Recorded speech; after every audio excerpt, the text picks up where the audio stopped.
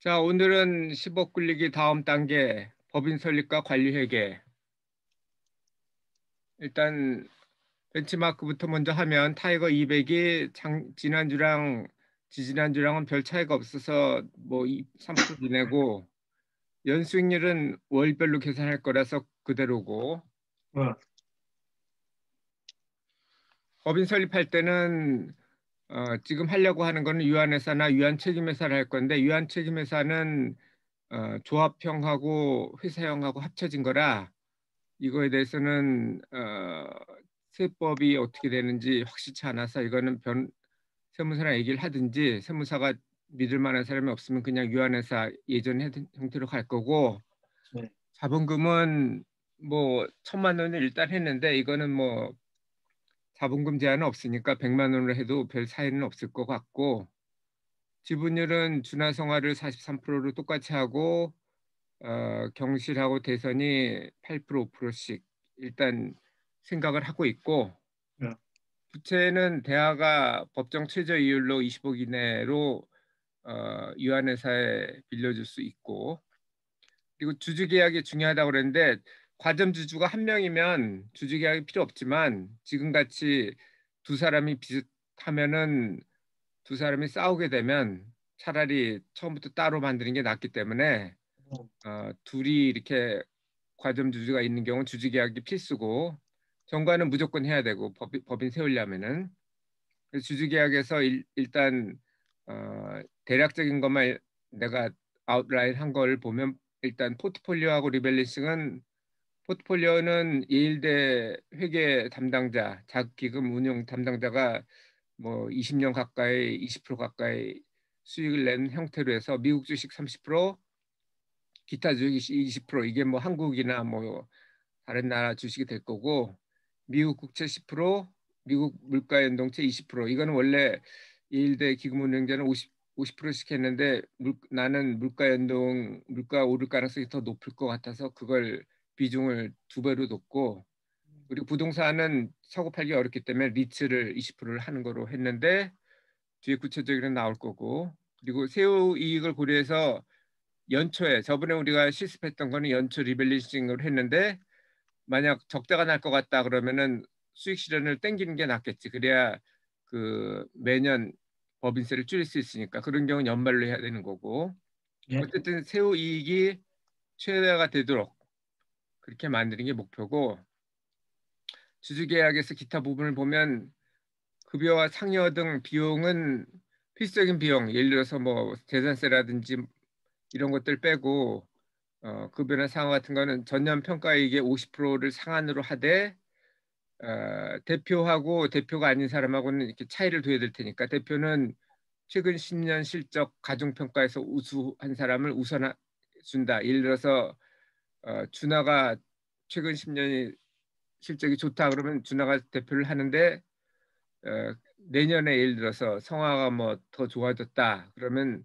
성화 거를 최근 연도가 가중평가를 하니까 10배를 해주고 예. 10년 전 거는 하나도 안 하고 9년 전은 2배를 해주고 이런 형태로 할 거니까 최근 실적이 더 중요하고 어쨌든 어, 최근 10년의 가중치를 합치면 55가 되니까 최근 거는 어, 55분의 10만큼 기여를 하는 거니까 한 20% 맥시멈 20% 기여를 할 거고 비록 뭐 성화가 더 좋다 그래도 성화가 뭐 우선권이 있는 거니까 안 하겠다 그러면 준하가 해도 되는 거고 그거는 대표는 그렇게 할 거고 대신 대표한테는 이 평가액 50% 상한해서 추가로 더 줘야 되겠지.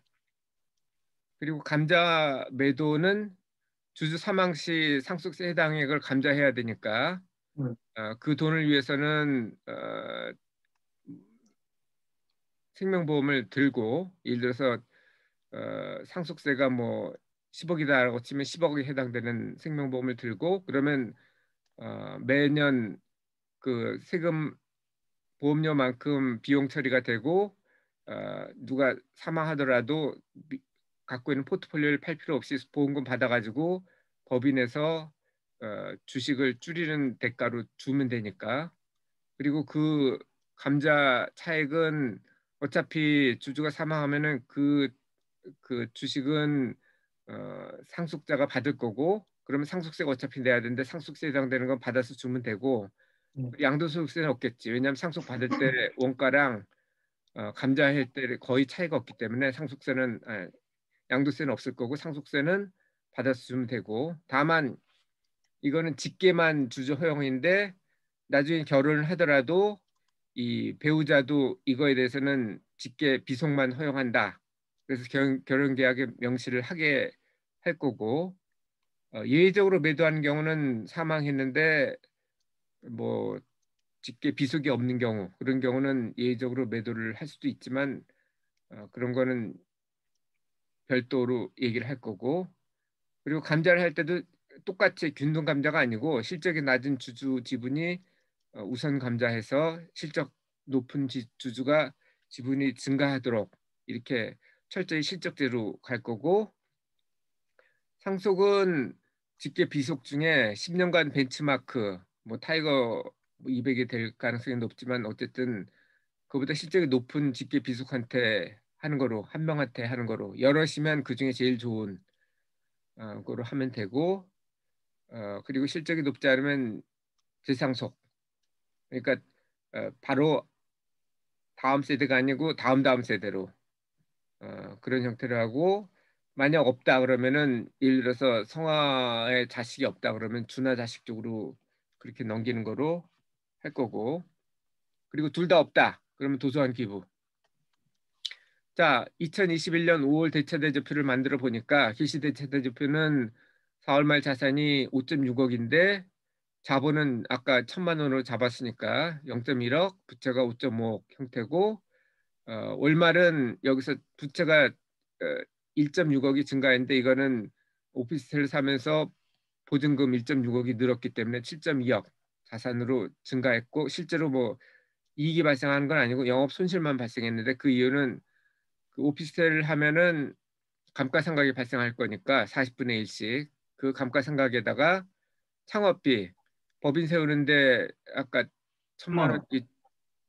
1,000만 원 기준하면 창업비로 한 50만 원 정도 법인 설립 비용에 드니까 그걸 넣어준 게 이거고 그래서 손실이 났기 때문에 세전이나 세우나 다 똑같을 거고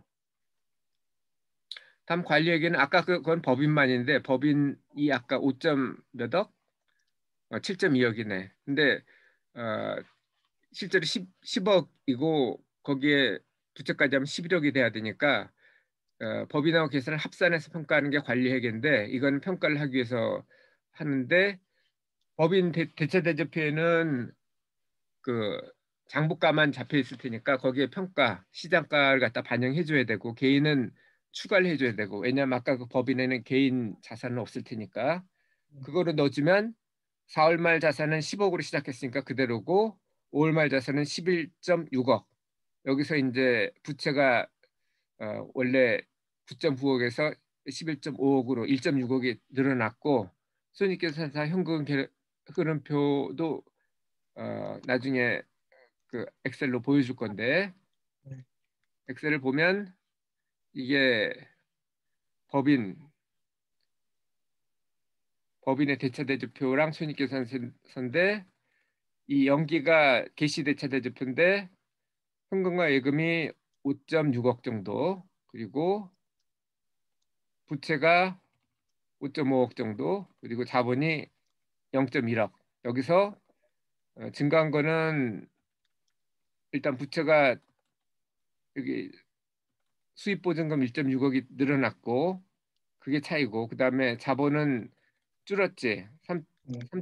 3,345만 원이 비용이 발생했기 때문에 그거만큼 자본은 1,000만 원에서 650만 원을 줄었고 손익계산서를 보면 영업비용에서 감가상각비가 대충 300만 원 정도 그리고 잡비가 아까 얘기한 창업비 50만 원 해서 350만 원 적자 이걸로 돼 있고 그거는 여기에 보면은 현금 출납장에 창업비 50만 원, 미화매입 4억 그리고 우성 잔금을 1.6억 뺀 1.3억 정도가 이렇게 들어갔고 요 삼성전자니 포스코니 이런 거는 다 법인은 안 들어가고 이건 개인 계좌. 왜냐면 면세니까. 이걸 지금 법인에 살 필요는 없지만 일단 잡아는 놔놨고 이거 분기장으로 그대로 넘어갔고 자산, 차입, 부채, 자본 이건 뭐 다 복사해서 잘라서 쓰면 그대로 들어가니까 별로 신경 쓸 필요는 없고 다만 결산해서 이게 0이 되는지 확인하고 재무제표 이걸 봐주면 되고 그리고 관리회계를 한 거는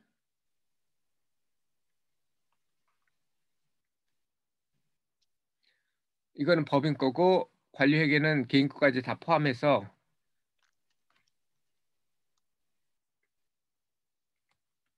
여기 보면은 도곡 오피스텔이 보증금 얼마라는 거, 그 다음에 주식 삼성전자부터 포스코, 삼성물산 이렇게 해서 했고 미국 주식 애플 했고 그다음 미국 채권 이게 SPIP 산 거랑 쭉 해서 그리고 연간 현금 흐름은 수선비 대충 한 16만 4천 원 정도로 잡았고 오피스텔 하다 보면 수선비가 나올 수 있으니까 그다음에 오피스텔 오피스텔에 그거를 주택으로 임대를 할 거니 아니면 사무실로 임대할 거니 뭐가 좋겠니?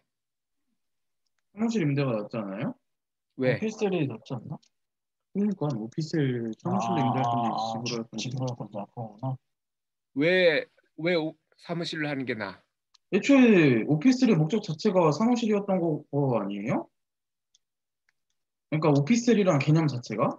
오피스텔은 오피스 플러스 호텔이라고 오피스로 쓸 그러니까요. 수도 있고 주택으로 쓸 수도 있는데 왜 사업용으로 임대를 하는 게 좋냐고.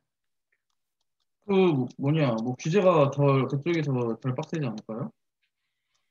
자, 네.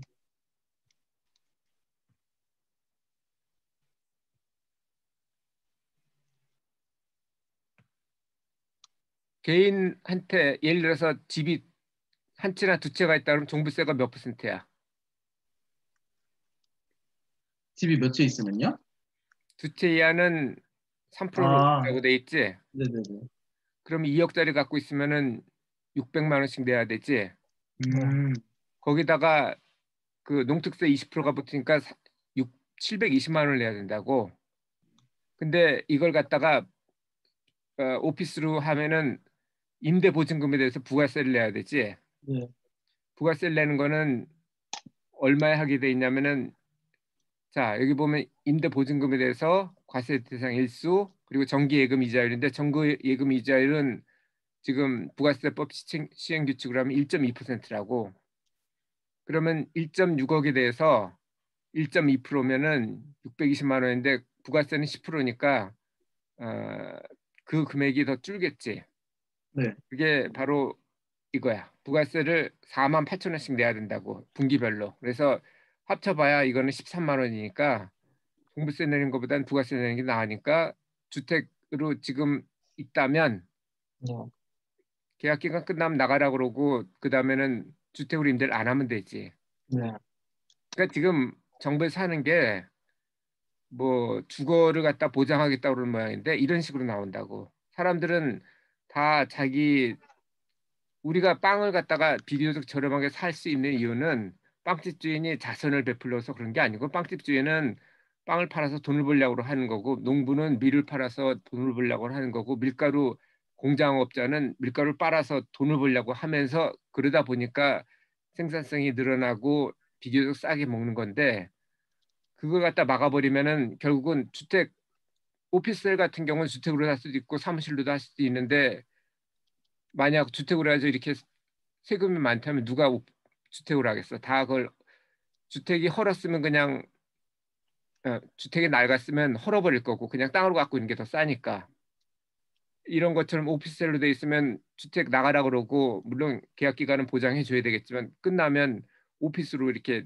하면은 결국은 주택값이 오를 수밖에 없지. 그렇죠. 어쨌든 지금 현재는 어떤지 몰라도 앞으로 뭐 몇 년 후에는 결국은 오피스로 갈 거니까 그렇게 했고 배당금은 2.6%로 일단 잡았고 이건 들어올 거고 돈이.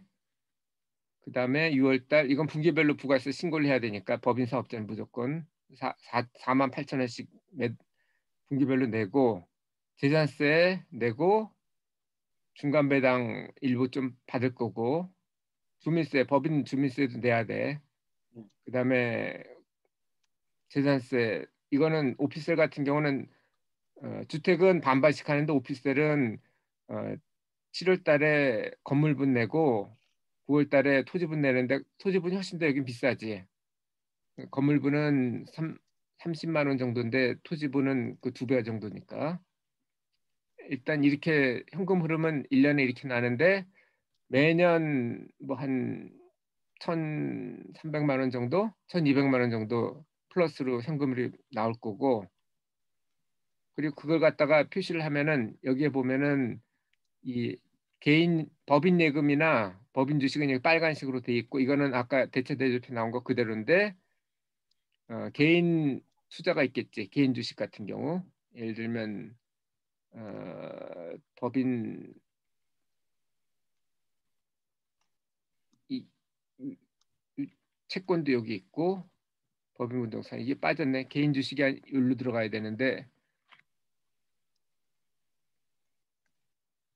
주식에서 73을 빼주고 자 됐네. 법인 주식이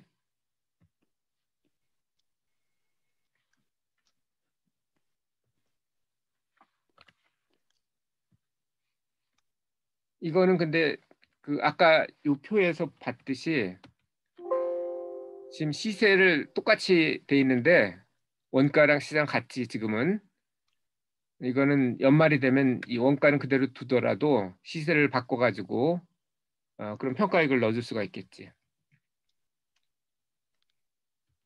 그렇게 해서 재무 관리를 했고 이게 관리회계야. 필요한 거는 그렇게 해야 되고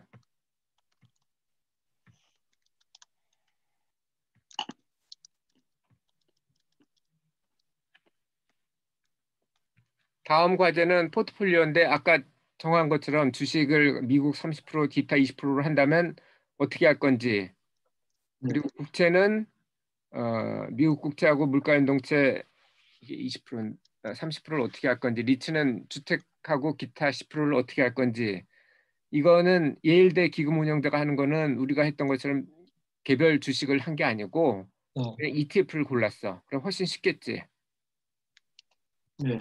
뭐 예를 들면 한국 같은 경우는 뭐 타이거 200 같은 걸 그냥 사면 되니까 그것도 한번 골라보고 그리고 주식하고 부동산에 대해서 한 건 이상 이렇게 하는 거로 하고 네.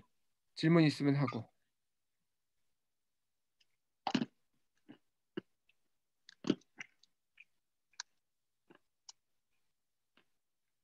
질문 없어? 네.